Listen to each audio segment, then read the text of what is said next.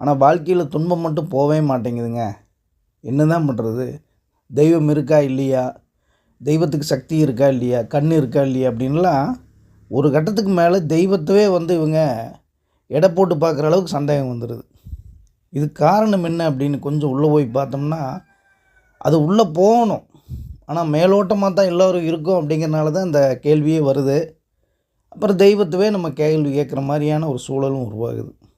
இதுக்கு அடிப்படையாக இருக்கக்கூடியது என்ன அப்படின்னா, நம்மளுடைய மனநிலையில் தெய்வத்தை எந்த நிலையில் இருந்து நம்ம வணங்குகிறோம் அப்படிங்கிறதுலேருந்து தான் நம்மளுடைய பலன்கள் கிடைக்கும்.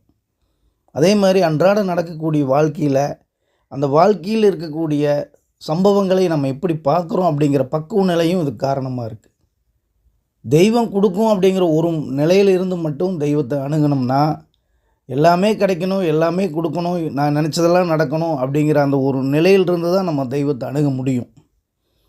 அப்போ அப்படியெல்லாம் இறைவனையோ படைப்பையும் இந்த பிரபஞ்சத்தோட சக்தியும் நம்ம உணர்ந்து பார்க்காமல் நம்மளுடைய தேவைகள் மட்டும் நிறைவேறினா போதும் அப்படிங்கிற மாதிரி நம்ம அணுகுனா, நிச்சயமாக தெய்வத்துடைய அனுகிரகம் நம்மளுக்கு பூரணமாக கிடைக்காது.